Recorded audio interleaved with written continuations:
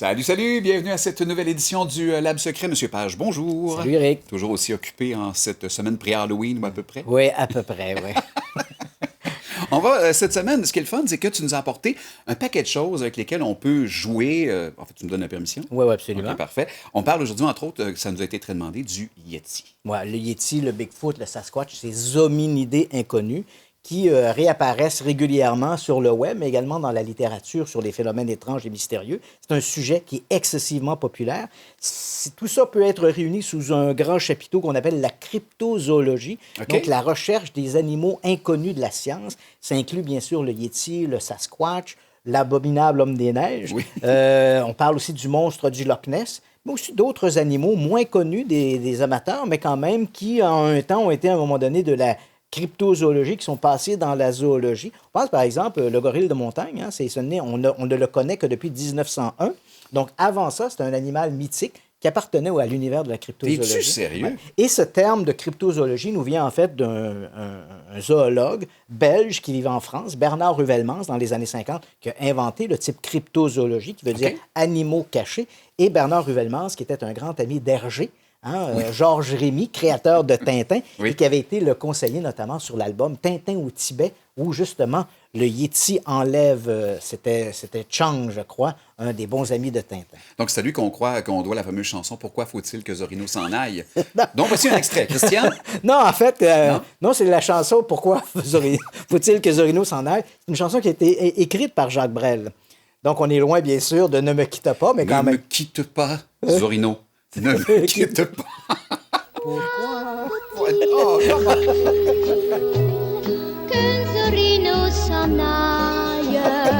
On partira jamais en tournée, ça c'est sûr et certain. Non. On parle entre autres de ça aujourd'hui, d'un paquet de choses intéressantes, dont certaines affaires qu'on a retrouvées dans les nouvelles. Voici d'ailleurs notre bloc nouvelles.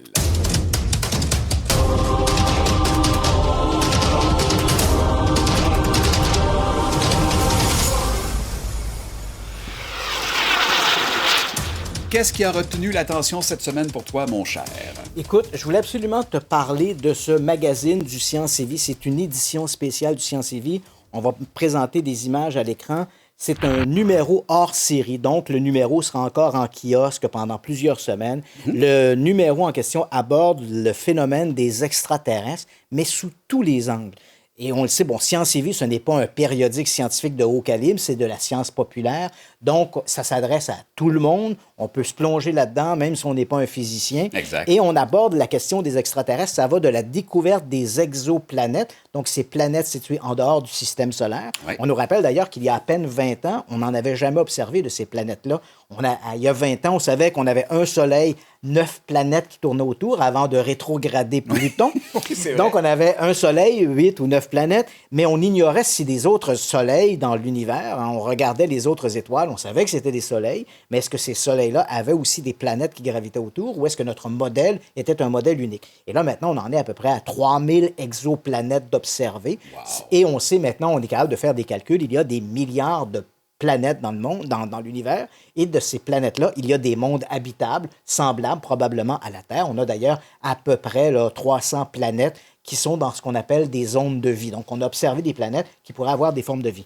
Le magazine Science et Vie, non seulement aborde cette question-là, mais il aborde aussi la question des ovnis, il aborde aussi la question de l'exobiologie, des formes que pourraient avoir les extraterrestres. Est-ce que obligatoirement l'évolution d'une forme de vie nous conduirait à l'apparition d'êtres humanoïdes comme nous ou comme ceux que les gens disent voir à bord d'OVNI ou qui prétendent avoir été enlevés par des extraterrestres, c'est toujours des formes humanoïdes. Est-ce que la forme humanoïde est obligatoirement la forme absolue dans l'évolution d'une vie intelligente? Donc, le magazine Science et Vie aborde vraiment toutes ces questions-là et il le fait de manière très posée, de manière très objective. On y aborde la question des ovnis, et c'est assez surprenant parce que les ovnis, on ne nous dit pas que les ovnis n'existent pas. On va même jusqu'à nous présenter un petit reportage au GEIPAN. Le GEIPAN, c'est le groupe d'études et d'informations sur les phénomènes aérospatiaux non identifiés. C'est un organisme, en fait, c'est un organisme tentaculaire de la NASA française, le CNES, le Centre national des études spatiales. Seul organisme, d'ailleurs, dans les grands pays industrialisés qui s'intéresse à la question des ovnis.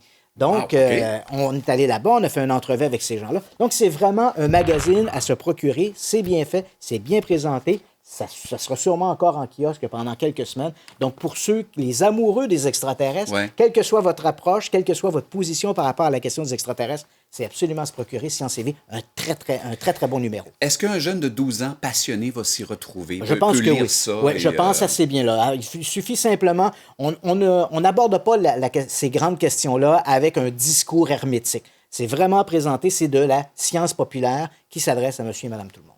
Moi, je te parle cette semaine dans mes nouvelles de la Ghost Girl, ce fantôme qui est apparu à Mexico Oui. au mois de septembre dernier, à la fin du mois de septembre dernier, sur des caméras de surveillance. Alors, il y a 4 caméras de surveillance réunies sur le même écran et on surveille le même coin de rue sur les 4 caméras.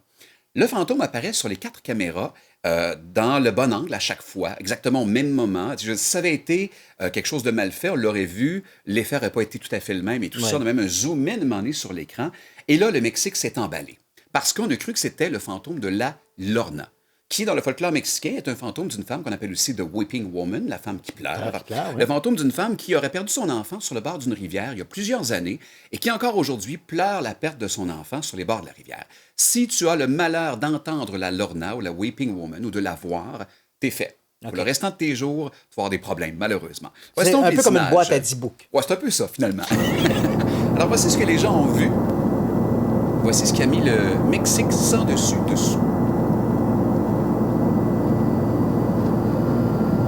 Regardez la voiture, le cercle rond. Hop! Là, on va jouer tous les angles.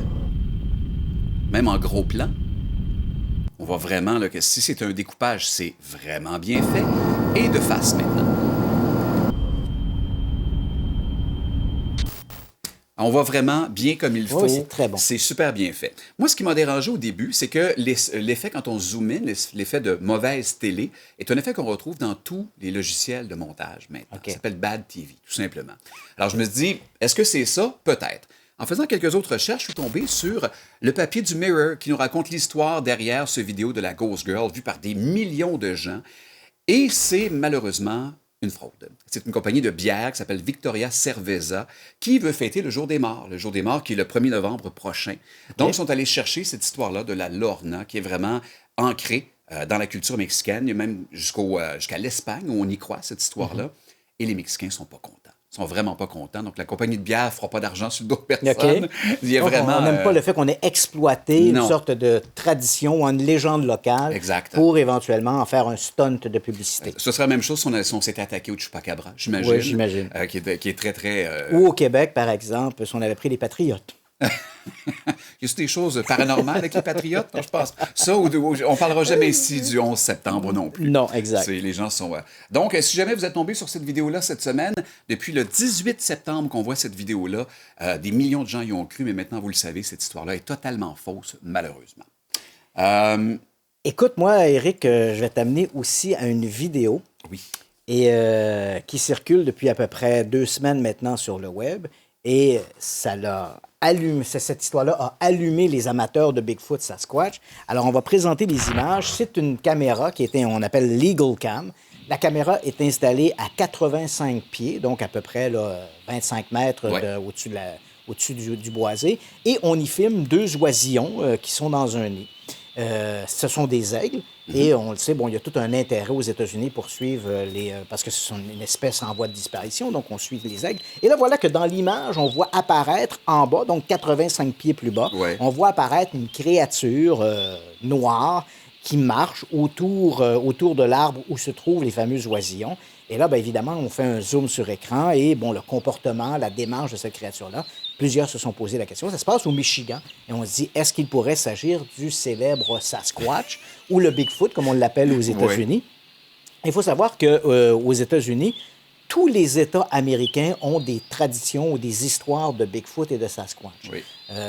On a longtemps parlé, c'est vrai que la partie où les observations sont les plus concentrées, c'est sur la côte ouest des États-Unis, mais tous les États ont quelque part des gens qui ont observé ces fameuses créatures. Et le seul État qui a échappé aux apparitions du Bigfoot jusqu'à maintenant, c'est l'État d'Hawaï, parce qu'on s'imagine que la créature n'y a pas été en argent. Donc, ces images circulent beaucoup et on se pose la question, est-ce qu'il s'agit encore une fois un énième film sur le Sasquatch? Et ce qui nous frappe, bien sûr, c'est que l'image est encore floue. Ouais, encore? Dans l'univers du paranormal, c'est le royaume des images floues. Je suis pas d'accord avec toi là-dessus. Sais-tu pourquoi? Quand tu étais plus jeune, tu as déjà porté la barbe. Oui? Est-ce qu'on t'a déjà pris pour le Sasquatch? Non. C'est totalement faux, mon cher. J'ai même une preuve à l'appui de tout ça. Regarde. Il faut laisser partir les enfants.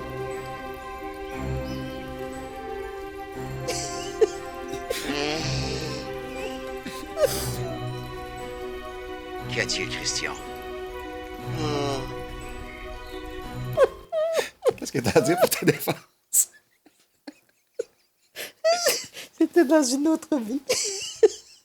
C'est pas le fun hier à rire tout Pourquoi seul dans le salon faut-il- chez nous. Ah, excuse-moi. OK. Oui, j'ai porté la barbe, effectivement. Mais Harry et Anderson, là, on avait au moins une image qui n'était pas floue. Oui, non, effectivement. Mon Mais- film préféré en passant. Ah oui? J'adore ce film-là. C'est Rick Baker qui a fait les effets spéciaux. Oui, Je absolument. suis un fan de Rick Baker. D'ailleurs, tantôt, je montrerai, parce que j'ai suivi mon cours de maquillage d'effets Ouais. spéciaux, je montrerai une image en rapport avec Et ça. tu sais que Rick Baker a été, d'ailleurs, on va en parler, mais Rick Baker a été un des étudiants du très célèbre John Chambers.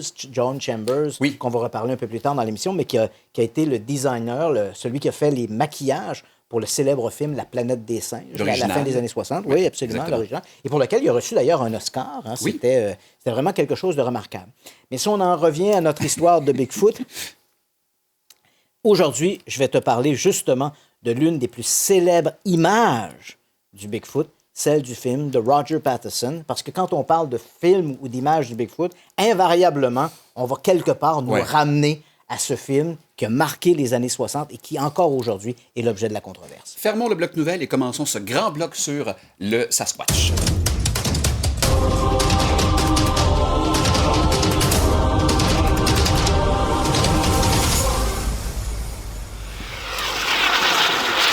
Et là, c'est le fun parce qu'on a un paquet de choses, non seulement à jaser, mais des choses à manipuler et à toucher en studio. Oui, absolument. Donc, avant d'aller vers le film et des éléments de preuve à l'appui ou contre l'existence du Sasquatch, d'abord, essayons de situer le téléspectateur à la maison. Qu'est-ce que c'est que cette histoire du Sasquatch?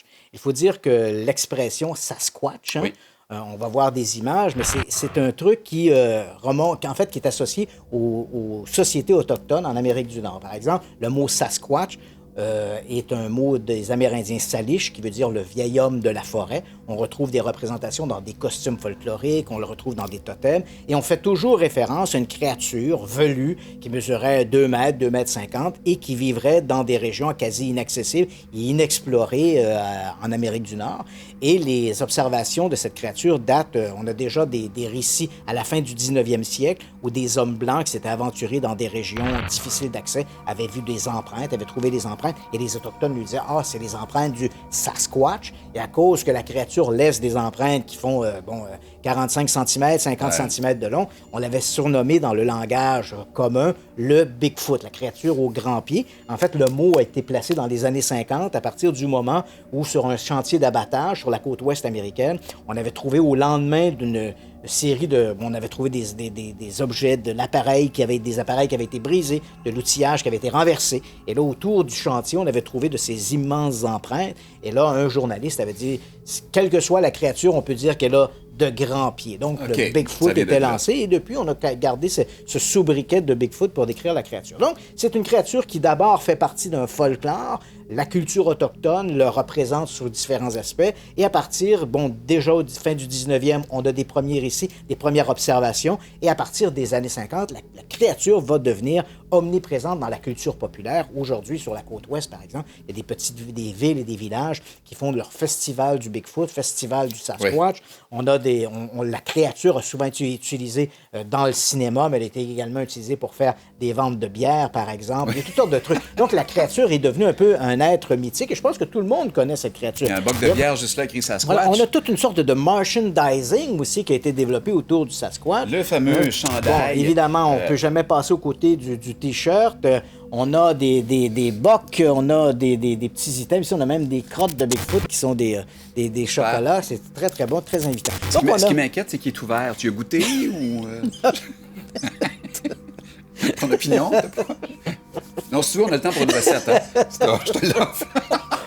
On va passer. Ok, d'accord. Donc, on a tout ce merchandising, mais au-delà du merchandising, il y a bien sûr l'énigme même. Est-ce que cette créature existe bel et bien ou est-ce qu'on est uniquement en présence d'un truc folklorique? Alors, tout ça nous ramène finalement à un individu, une image en particulier, et c'est cette image tournée par un certain Roger Patterson.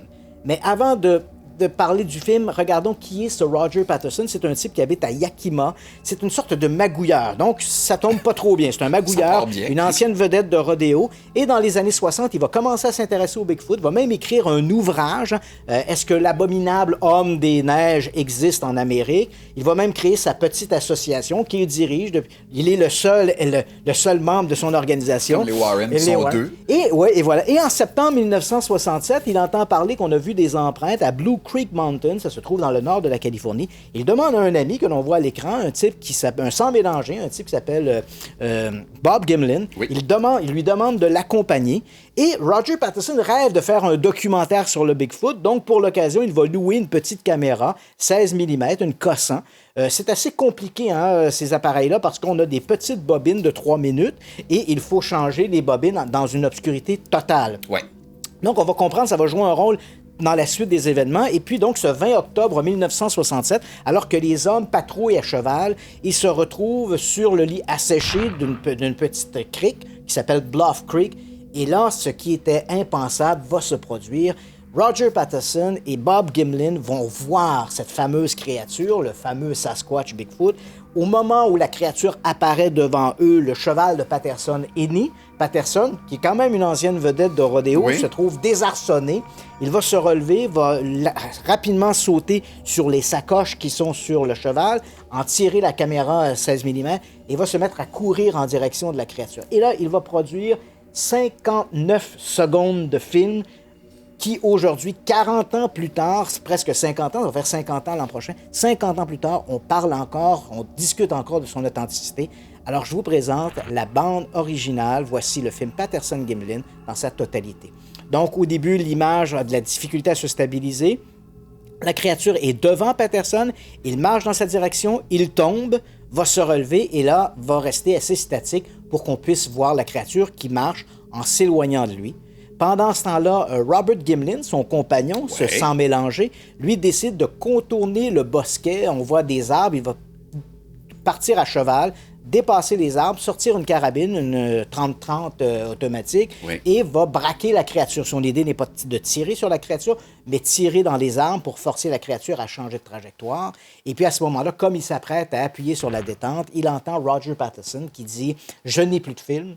Alors, sachant pertinemment que ça donnait rien d'espérer pouvoir tourner davantage, Bob Gimlin a remballé sa carabine et Roger Patterson, donc, s'est retiré, a placé la caméra dans un sac, comme il fallait le faire à l'époque. On changeait les bobines. Patterson change la bobine du film. Ils vont essayer de revoir la créature. Ils vont remonter la piste sur à peu près 1 kilomètre et ils ne retrouveront pas la créature en question. Et Roger Patterson va revenir sur le site de l'observation. Il va faire des moulages. On va parler plus tard de ces fameux moulages. Et là, ben voilà, l'affaire est dans le sac, comme on dit. Ce que j'aime de ton histoire, c'est que la personne la plus sensible, la personne la plus terre-à-terre là-dedans, est un Amérindien, une personne pour qui c'est dans sa culture. Voilà. Il aurait peut-être tendance à y croire en premier, mais c'est lui le plus critique sur cette histoire-là. Voilà. D'ailleurs, dans cette histoire de Roger Patterson et de Bob Gimlin, il faut savoir que si Roger Patterson est un escroc, et bien sûr, ça l'hypothèque, le film. Un film, le type s'intéresse au Bigfoot, il a écrit un livre sur le Bigfoot, il rêve de faire un documentaire sur le Bigfoot, mais c'est un magouilleur de première. Et là, voilà, il a la chance de filmer le Bigfoot. Donc, c'est extraordinaire. Les chasseurs de fantômes vont dire oui, mais nous, on chasse les fantômes, mais quand on sort, on voit des fantômes. Voilà. C'est quand même c'est un argument à double tranchant. C'est-à-dire que le fait que Roger Patterson se rend en forêt pour traquer le Sasquatch, il est normal qu'à un moment donné, si quelqu'un a à observer le Sasquatch, il y a plus de chances que ce soit un chasseur de Sasquatch qu'un couch potato qui est chez lui qui regarde la télévision. Ça, on a bien compris. Mais c'est sûr que c'est le fait que ce Roger Patterson est un magouilleur de première. Là, évidemment, on peut se questionner sur l'authenticité du film et ça va jouer contre lui. Mais comme on peut dire, un escroc peut gagner aussi à la 649. Donc, pourquoi Roger Patterson n'aurait pas eu la chance de voir cette créature? Dans l'histoire, il faut quand même retenir la présence de ce Robert Gimlin, ce sang mélangé qui va accompagner Patterson. Robert Gimlin est de l'avis de tout un chacun. Il est un modèle d'honnêteté et d'intégrité. Qu'est-ce que toi t'en penses? Et je pense absolument, je suis de cet avis. OK. J'ai rencontré Bob Gimlin à une occasion. J'ai essayé à maintes reprises de lui parler au téléphone. Il faut savoir que le bonhomme a été excessivement hypothéqué par cette histoire. Hein? Donc, on l'a accusé de tout, d'avoir pris part à un canular. Sa crédibilité a été torpillée. Pendant des années, Robert Gimlin refusait de donner le moindre commentaire à propos de ce qu'il avait observé. Combien Et- de fois et ça- t'as appelé chez la famille Gimlin? Moi, je dois avoir téléphoné une vingtaine de fois chez Robert Gimlin. Et à chaque fois, j'espérais toujours que Robert Gimlin décroche. Oui. C'est toujours sa femme qui décrochait.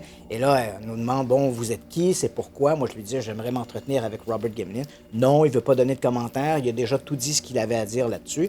Et c'est vrai qu'il n'a jamais changé d'un iota son histoire. Il raconte, j'étais dans la forêt avec Roger Patterson. On a vu la créature. On l'a filmé. Merci, bonsoir. Je n'ai rien d'autre à dire à propos de ça.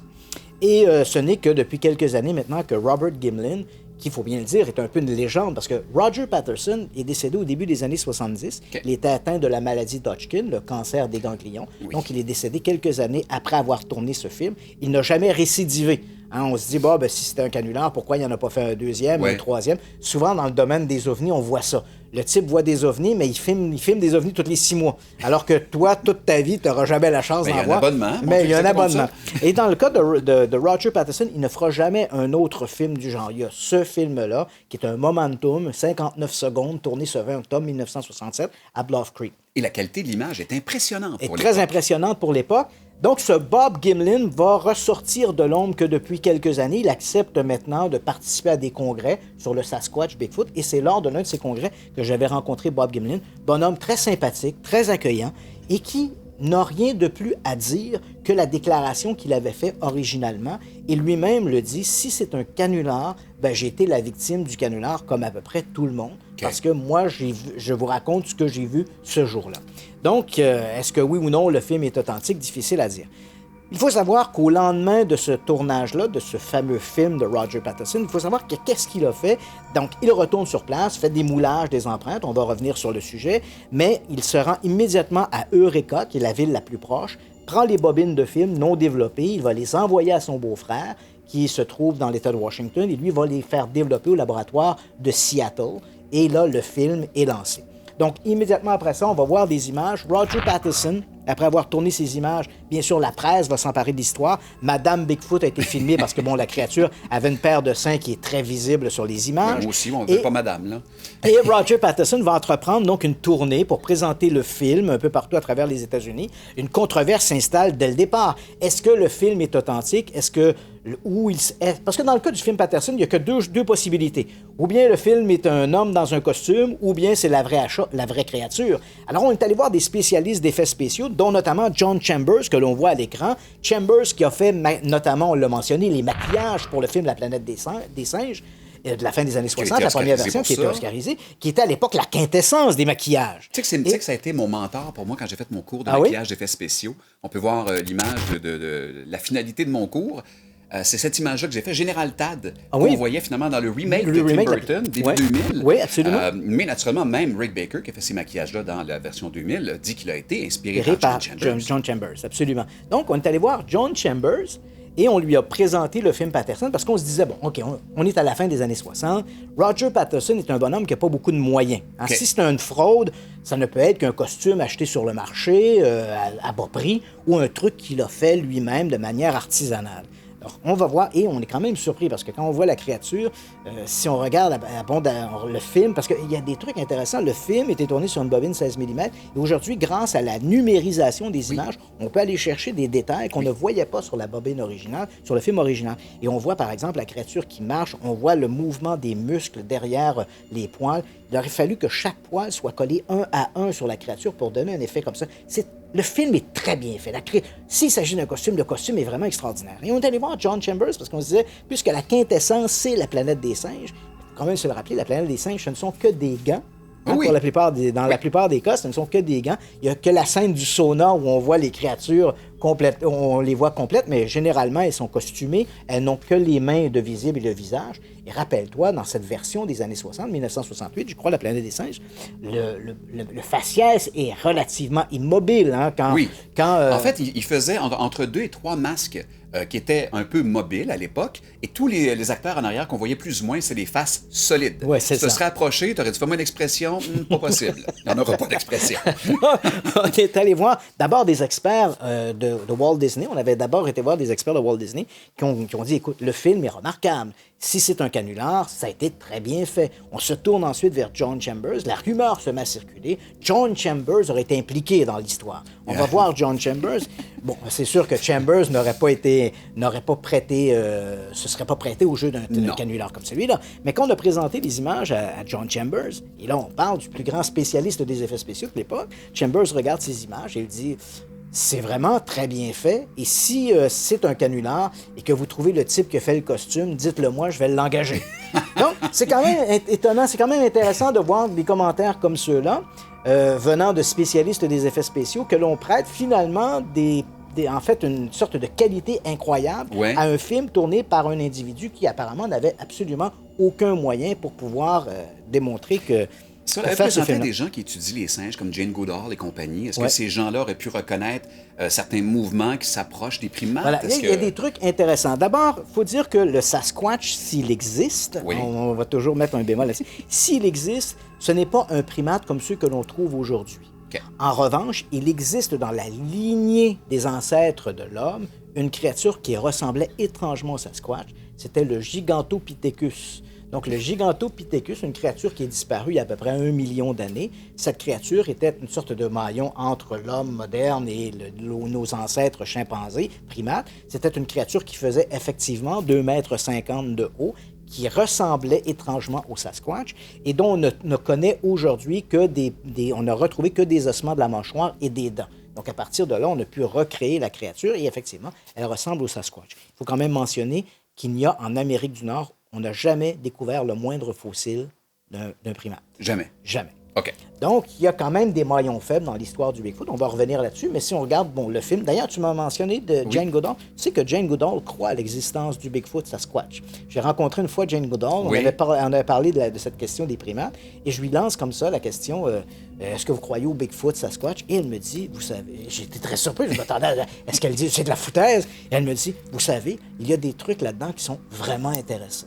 Là, j'étais très surpris d'entendre Jane Goodall, qui est madame primatologue en Amérique du Nord, qui prêtait foi à certains éléments du dossier. Gorilla in the Mist, c'était pas fait en hommage à elle, si je me rappelle Non, bien. en fait, ça, c'était Avec Sigourney Weaver. Sigourney Weaver, c'était Diane Fossey. Oui, tu as raison, excuse-moi. Qui s'intéressait au singe également. Qui s'est beaucoup intéressé aux gorilles de montagne et qui était assassinée d'ailleurs, parce qu'elle dénonçait le braconnage qui se faisait autour des gorilles et qui a été assassinée pour son implication. Donc voilà qu'on a ce dossier du Sasquatch, Bigfoot. Donc notre Roger Patterson qui entreprend cette campagne, notre John Chambers qui dit « j'ai pas été impliqué là-dedans ». Mais évidemment, la controverse n'a pas cessé parce que John Chambers a dit « je ne suis pas impliqué dans la créature ». Sinon, Donc, ça ne pas une bonne émission. Voilà, donc c'est des trucs qui reviennent périodiquement. Est-ce que quelqu'un a été impliqué ou non là-dedans? Est-ce qu'il s'agit d'un homme dans un costume? Est-ce qu'il s'agit de la vraie créature? Parce que, comme je l'ai mentionné, dans le film Patterson-Gimlin, ce qui est intéressant, c'est que ça ne peut être que deux choses. Ou c'est un gars dans un costume, ou c'est la vraie chose. Ouais. C'est pas un ours qui marche sur deux pattes, c'est pas un renard, c'est pas... On est certain de ces éléments-là. Et puis voilà qu'au fil des ans, des gens sont sortis à gauche, à droite pour dire « c'est moi le gars dans le costume ». Plusieurs. Donc là, au moment où on se parle, on a à peu près 5 candidats qui ont dit c'est moi qui étais le type dans le costume. Et chaque fois que ces gens-là sont sortis pour dire qu'ils étaient la personne qui était dans le costume, leur récit était plutôt tissé de fil blanc. On trouvait facilement des failles. Et le dernier en lice, et pas le moindre, et là, on dirait que les mouvements sceptiques qui veulent absolument torpiller le film de Patterson-Gimlin sautent sur ces aveux-là, mais ce sont des aveux, comme tu le verras, qui sont aussi cousus de fil blanc. Je t'ai préparé un petit montage. On va voir. C'est un type qui s'appelle Greg Long.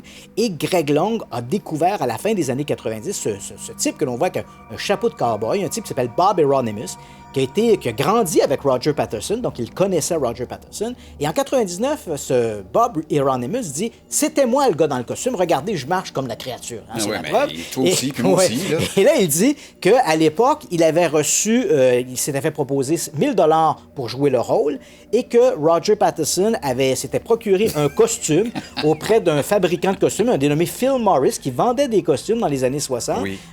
C'était un costume de gorille. Et là, donc, on a fait une reconstitution. On a pris Bob Hieronymus, on l'a habillé avec le costume de gorille en question et on lui a dit, tu vas nous faire une petite démarche comme ça devant la caméra pour voir de quoi ça va avoir l'air. Honnêtement, mon ami Hugo Lausière est roux et poilu et il ressemble à ça en maillot de bain. Voilà. Et quand on regarde, quand on compare les deux images, Bob Hieronymus dans son costume de gorille versus l'image du film Patterson, si on regarde simplement les mollets, comment le costume est ajusté dans le film Patterson, s'il s'agit d'un costume, on voit bien qu'on est vraiment dans deux choses tout à fait différentes. Il faut également savoir que ce Bob Hieronymus dit c'était un costume que Patterson s'était procuré à bas prix chez le fabricant de costumes Phil Morris. Mais en réalité, ça, c'est la deuxième version qu'il propose, parce que dans une première version, il va dire à Greg Long que le costume, en fait, avait été fabriqué avec des peaux de cheval tannées que Roger Patterson avait fabriqué de manière artisanale et qu'il portait. Entre un costume en peau tannée et un costume acheté, il y a quand même deux versions qui sont assez différentes. Il y a d'autres éléments aussi qui ne fonctionnent pas. La créature du film, on le sait parce qu'on connaît l'endroit où le film a été tourné et on est capable de savoir où se trouvait Patterson, où se trouvait la créature. Et à partir d'éléments dans la géographie du lieu, on a pu déterminer la hauteur de la créature qui fait minimalement 6 pieds 7. Alors que Bob Hieronymus mesure 6 pieds 1. Alors là, on a un 6 pouces qui ne fonctionne pas. Là. Alors, ou bien on aurait rajouté une crête sur la tête de la créature, ce qui n'est pas apparent là, ou notre Bob Hieronymus marchait avec des escarpins. Ça marche pas, parce qu'ils ont pris après ça des empreintes des pieds. Et on va revenir sur ces empreintes. Okay. Donc, on a là, il y a quelque chose qui ne fonctionne pas. Également, qu'on regarde le gabarit de la créature, la largeur des épaules et le mouvement des mains, et on voit que les mains sont articulées. D'une image à l'autre, on voit que les doigts de la créature ont bougé. Il aurait fallu que le type qui était dans le costume ait des bras postiches. J'ai pas remarqué. Donc, les bras sont plus longs que celui d'un être humain normal. Okay. Donc, on a des proportions qui défient, en fait, le gabarit de ce Bob Hieronymus. Si ce Bob Hieronymus était dans le costume, il y avait des artifices qu'il ne nous a pas révélés pour donner cet aspect-là. Et pour cette époque-là, c'était remarquable. C'était remarquable. Autre élément, et ça, c'est peut-être ce qui m'a agacé le plus, parce que je sais que la fraude est toujours possible, puis je ne suis pas là pour défendre l'authenticité du film Patterson, je ne suis qu'un journaliste, je ne suis que le rapporteur de l'information. Mais ce qui m'a immédiatement agacé en lisant les versions que Bob Hieronymus présentait à la presse, c'est de dire... On m'avait proposé 1 000 $ pour faire le rôle du Bigfoot dans le film. Le problème, il dit, je n'ai jamais été payé par Roger Patterson. Et là, donc, j'ai décidé de le dénoncer. 30 ans après? Mais voilà, la question, on se demande, mais pourquoi attendre 30 ans après? On le sait immédiatement, on a vu des images immédiatement après que le film a été tourné. Ce Roger Patterson a entrepris à travers les États-Unis une campagne de présentation du film. Donc, il faisait, à l'époque, on présentait des documentaires dans les cinémas, les salles de spectacle. Donc, ce Roger Patterson entreprend une tournée à travers les États-Unis. Il présente son film et bien sûr, il ne devient pas millionnaire avec ça. Mais bien sûr, il va capitaliser sur les entrées, sur les présentations du film. Il devient connu. Il devient connu et il touche des droits aussi parce que le film est présenté à la télé, au cinéma. Donc, Ripley's a sûrement présenté ça. Tu te rappelles de Ripley's Believe It or Not? Bien sûr. Donc, et je me rappelle, dans les années 70, il y a même eu un documentaire qui a été présenté ici au Québec. Ça a été ma première expérience avec le film Patterson-Gimlin. C'est au milieu des années 70, un documentaire qui s'appelait L'empreinte du monstre. Je me rappelle encore du titre. Et c'était, à l'époque, dans les années 70, on présentait des documentaires dans les salles de cinéma. Les salles de cinéma, à l'époque, on présentait 2 films, rappelle-toi. Oui, ça, je me rappelle de ça, ben oui. Et souvent, ces documentaires un peu plus ou moins sérieux, assez fantastiques, comme la présence des extraterrestres, l'empreinte du monstre, était présenté en première partie du programme double. Et je me rappelle avoir vu ce documentaire dans les années 70, L'empreinte du monstre, où on voyait, et moi je voyais pour la première fois, le film de Roger Patterson. Donc, on le voit, ce Roger Patterson va capitaliser, et ça jusqu'à sa mort, au début des années 70, en 73, je crois qu'il est décédé, il va capitaliser là-dessus. Et pendant ce temps-là, notre Bob Hieronymus travaille dans une usine d'embouteillage de Coca-Cola et ne dit rien. Il laisse son compagnon encaisser là-dessus. Lui, son 1 000 $ n'est pas important pour l'instant. Et puis, soudain, en 1999, il sort de l'ombre en disant « Hey, il ne m'a pas payé finalement. » Il se réveille. « On ne m'a pas payé. » Ça me paraît quand même un peu étonnant parce que, de toi à moi, si on prête à ce Roger Patterson le génie de l'escroquerie, ben tu montes un truc comme celui-là, la première personne que tu vas passer à payer, c'est le type qui pourrait faire foirer ton plan. Ah oui. Et le premier qui pourrait faire foirer le plan, c'est ce fameux Bob Hieronymus. Mais apparemment, rien ne se passe de ce côté-là. C'est quand même surprenant. Ça, c'est un élément. Bien sûr, ça ne prouve pas que le film est authentique, c'est loin de là. Mais il y a un élément dans ce témoignage-là qui m'agace énormément. Maintenant, à partir de là, on se dit, bon, le film, est-ce qu'il est une fraude? Est-ce qu'il n'est pas une fraude? Difficile à déterminer. Jusqu'à maintenant, comme tu l'as vu, des témoignages, souvent contradictoires. Oui. 5-6 candidats, j'étais le gars dans le costume, mais on n'arrive pas à le prouver. Il y a des trucs qui sont tout à fait cousus de fil blanc. Et même à l'époque, le film a impressionné des experts en trucage vidéo, des experts en maquillage, en costume. Donc, est-ce que le film Patterson est authentique ou non? On ne peut pas trancher définitivement. Alors, on passe à l'étape suivante. Est-ce qu'on peut démontrer au moins l'existence de cette créature sur Bigfoot? Si on peut pas Parce qu'on a des moulages, on a trouvé des choses. Il y a toutes sortes d'éléments qui vont alimenter le dossier. Alors, regardons d'abord les moulages, et pas n'importe lesquels. Commençons d'abord par les moulages du film Patterson-Gimlin. Donc, on le sait, après que la créature ait été observée par Roger Patterson et Bob Gimlin, Patterson va tourner son fameux film, et là, il va retourner sur place, il va faire des moulages des empreintes, le pied gauche et le pied droit, et qui va donner, donc, on les voit à l'écran, ces deux moulages. Ces moulages, éventuellement, bon, Patterson va se faire photographier longuement avec eux, et ces moulages, j'ai eu la chance de parler avec Patricia Patterson, et là, on les voit, ils sont ici. Ce sont les originaux Ce qu'on sont vient de les voir. originaux qu'on vient de voir Roger Patterson avec, donc j'ai parlé avec Patricia Patterson, la veuve de Roger Patterson, qui a accepté de me remettre les deux moulages en question. Et là, écoute, on tombe vraiment dans quelque chose de très fascinant. Juste mettre ça au clair. Si quelqu'un trouve que ça sent un petit pied, c'est pas lui. Et quand on regarde ça, c'est quand même fascinant. Ce que j'ai fait, parce que tout le monde parle de ces moulages, et là, évidemment, les sceptiques vont prétendre, mais oui, mais un moulage, c'est facile. Il suffit de tailler dans une pièce de bois un faux pied, l'accrocher après ses chaussures et aller dans la forêt et on faire le un verrait, truc. là. Bon, moi, j'ai fait l'expérience. Je me suis retrouvé sur la côte ouest américaine, près de Vancouver, où j'ai rencontré John Green, qui est une légende, un des tout premiers à s'être intéressé au Bigfoot dans les années 1950, qui était l'éditeur d'un journal local. Et ce John Green a écrit plusieurs ouvrages. C'est Monsieur Bigfoot, ce John Green. Donc, je me rends chez John Green et on va faire une expérience. On fait des faux pieds qu'on met sur une paire d'espadrilles et on fait dans le jardin de John Green. Je t'ai amené des images et je chose donc ces fameux faux pieds. Et là, dans le jardin de John Green, il y a cette surface d'à peu près 20 mètres. Et là, je tente de faire des empreintes sous l'œil, on voit amusé de John Green. Et immédiatement, quand on regarde ces empreintes-là, c'est clair qu'il s'agit d'un trucage. Chaque empreinte est identique. Tes empreintes à toi. Mes empreintes sont tout à fait identiques. Et toi-même, par exemple, si tu vas sur la plage, tu n'arriveras pas à faire deux empreintes identiques si tu marches dans le sable. Non. Chaque empreinte doit être différente. Alors, quand on regarde ces fameux moulages, ce que j'ai fait à partir du moment où je les ai obtenus, j'ai demandé à un de mes amis, qui était le directeur de la Société de paléontologie du Québec. Celui-là est spectaculaire. Hein? Oui, celui-là La était définition, particulièrement intéressant. Donc, j'ai demandé à un bon ami à moi, qui était le directeur à l'époque de la Société de paléontologie du Québec, Michel Divergilio, d'utiliser la même technique qu'on utilise sur les fossiles. Hein, lorsqu'on trouve une pierre avec un fossile, on va souvent utiliser une technique qu'on dit la photographie 3D. Et cette photographie 3D va permettre de voir des reliefs dans la pierre qui va témoigner de la qualité du fossile.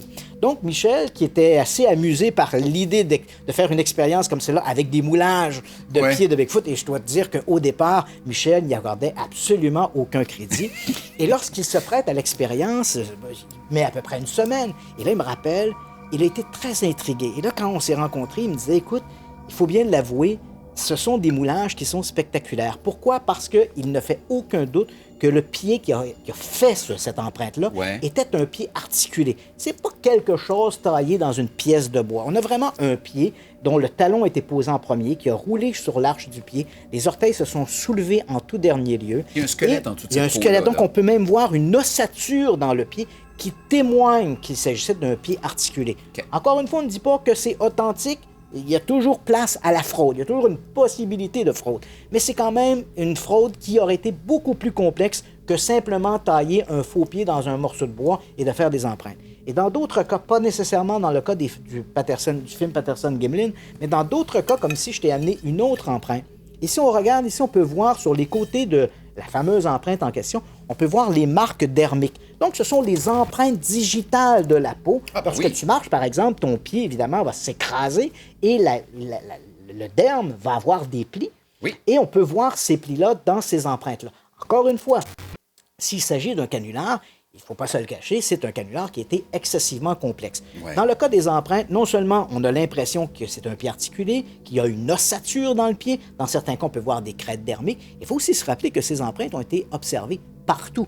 Hein? Et quand on parle, on dit partout, pas forcément sur le bord d'une autoroute. À la rigueur, je veux Ouais. faire un canular, je fais un faux pied sur le bord d'une autoroute, je suis à peu près certain que quelqu'un va trouver le pied et éventuellement la presse va s'emparer de l'affaire. Excuse-moi. Oui, t'as une guêpe Il y a autour comme de une toi. guêpe qui nous traîne dans le lab hanté. Voilà. Bon, voilà. Non, c'est notre boîte à Thibault qui a fait ça. Mais dans le cas des empreintes de Bigfoot, on en a trouvé partout et même parfois dans des régions très isolées. Donc, il fallait marcher des jours en forêt pour finalement des gens qui faisaient un trekking en forêt, par exemple, vont marcher pendant des jours et puis finalement, ils vont arriver dans un endroit quasi inexploré, quasi inaccessible et hop, on va trouver 6, 7, 8 empreintes sur le bord d'un petit étang.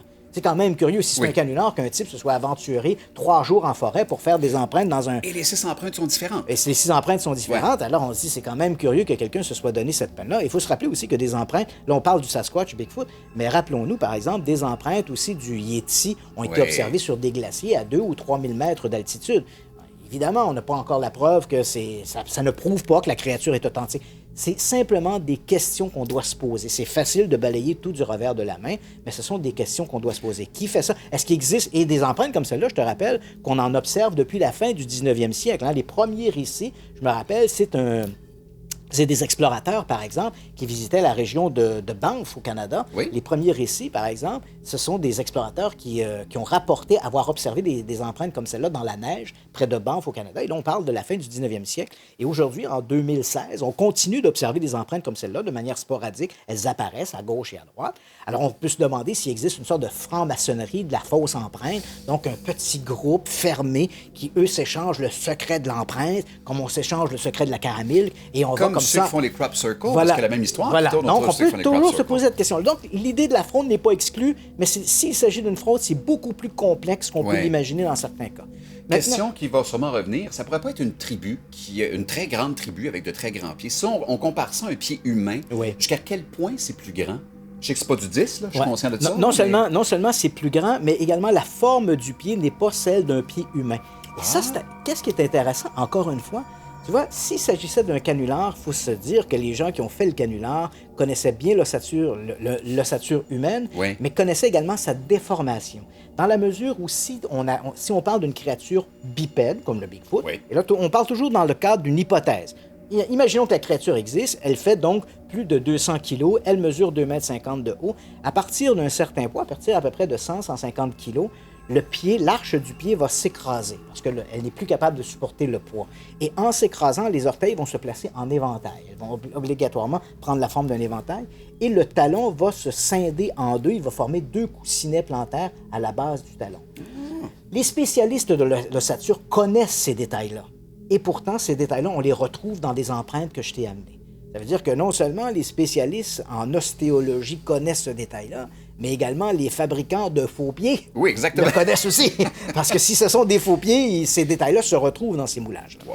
Maintenant, si tu me poses la question, est-ce que moi, je crois en l'existence Je du vais te poser la Bigfoot? question. Est-ce que toi, tu crois à l'existence du Bigfoot? C'est bien que tu me poses cette question.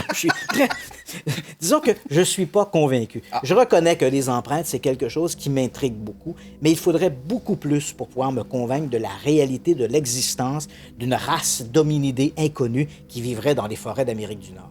Et d'ailleurs, une expérience assez amusante qui a été faite à ce propos-là, et je t'ai amené un petit montage. On est au début des années 2000. Tu vois ici à l'écran un type qui s'appelle Brian Sykes.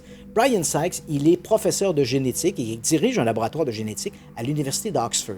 Et au début des années 2010, il a lancé l'invitation aux chasseurs de Bigfoot et de Sasquatch à travers le monde Oui. en leur disant si vous avez des échantillons biologiques, et quand on parle d'échantillons biologiques, poils, bave, excréments, tout ce que tu voudras, on s'est dit est-ce que vous avez des échantillons biologiques?